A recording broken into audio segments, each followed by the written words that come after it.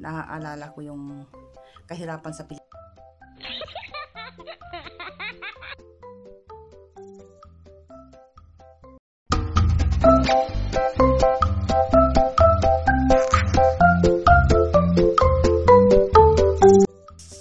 Good morning! Katatapos nating maglakad, guys. At meron pa tayong dalawang ano dyan, nagbubuting-ting. Yung pinaka-finishing na, yung gilid-gilid na kung saan nagpintura sila.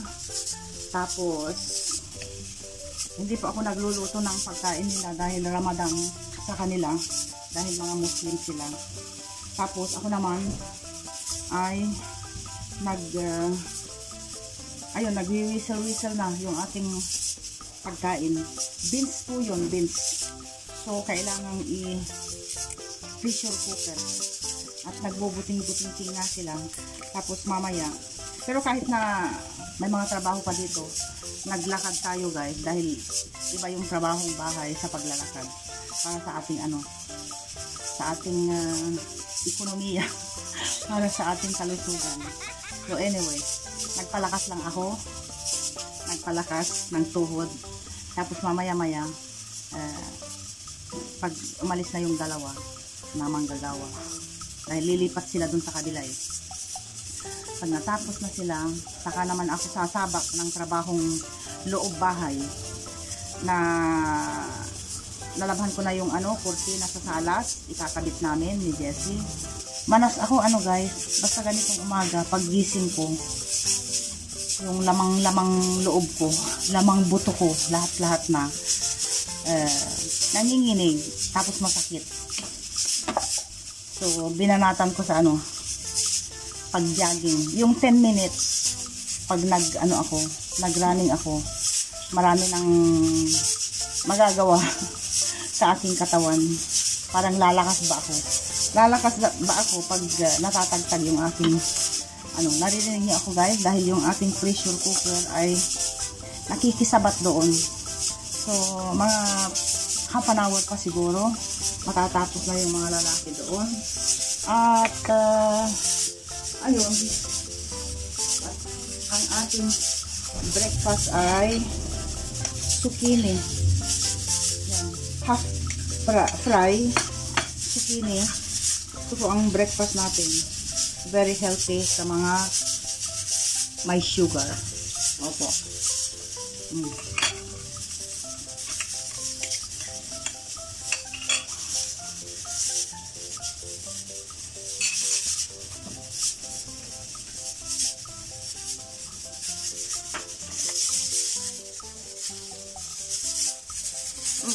Ayun.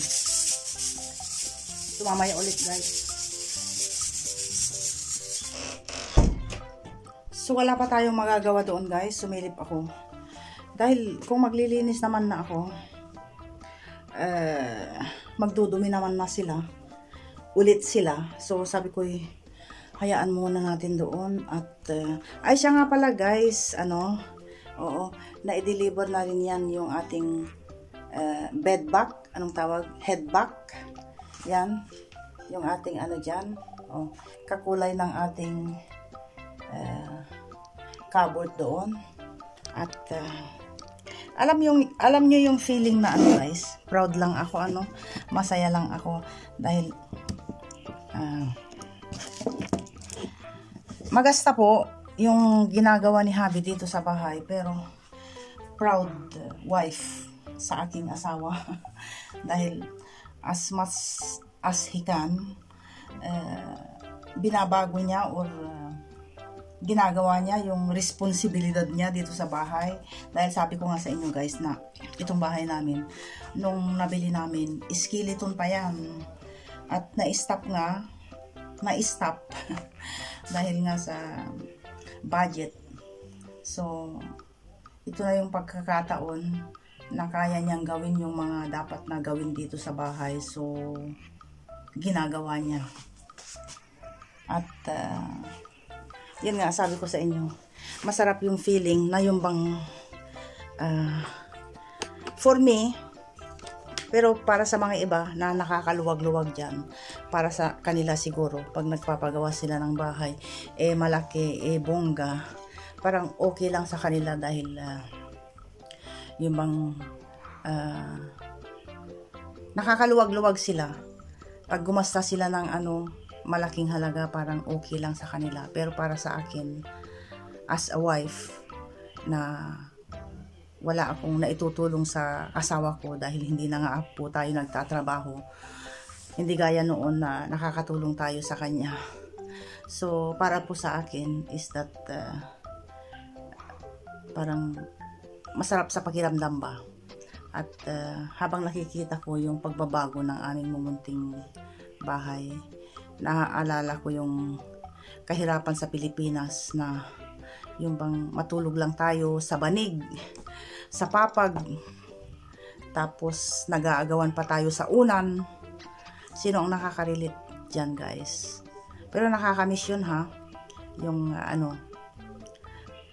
mga kabataan natin sa Pilipinas noon, na kung minsan maglalapag lang tayo ng banig sa sahig na kawayan, tapos yung unan pa natin, nag-aagawan tayo, lalo't marami tayo sa pamilya.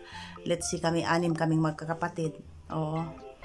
4 lang yung unan namin. So, kung sinong mauna, nakukuha ng unan, siya ang may unan. Pero kung nawalan ka ng unan, nawalan ka. Ayun. So, maglalapag kami ng yung banig na sigaan, tulugan sa Pilipinas. Tapos yung time din, guys, na pag umuulan, tapos yung bubong ng aming bahay, pumapatak-patak pa yung ulan. Oo. Sinong nakaka-relate dyan? Masayang alaala at masayang paggunita sa mga napagdaanan natin. Mahirap man or masaya or bongga man or hindi, yung mga nakaraan ay ang sarap balik-balikan sa ating isipan. Na-share ko lang dahil nga naalala natin yung mga kabuhayan natin sa Pilipinas, yung ating nakaraan. At yun nga, very proud ako sa aking mister dahil kahit na sakto lang yung kinikita niya, yung bang ginagawa niya yung best niya para maayos itong bahay namin. Itong bahay namin, guys, hindi naman kalakihan, maliit lang. Gaya, let's say, 4 na kwarto itong bahay namin, guys, pero maliliit lang na kwarto. Gaya nitong kwarto namin, maliit lang siya. Tamang-tama lang ang bed. Hindi naman kalakihan, guys, maliit lang. Sa totoo lang, maliit lang itong bahay namin. Dahil nga, sa decor at saka sa pagbabago ng bahay. So, ang pagkaintindi ng lahat is malaki itong bahay namin. Pero maliit lang siya, guys. Sakto lang. Oo. At, ayun, guys. At, tayo mag-fix ng bed dyan. At alam nyo ba, meron lang akong ikikwento. Nung isang araw yan, dineliver. Tapos, di ba may mga bakbakan yan na nangyayari. Tapos, dinala din yan nung karpintero.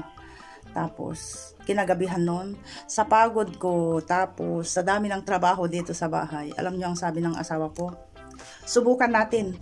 I-try daw namin yung bed. Kung masarap kaya. Kung masarap kung ano ang feeling.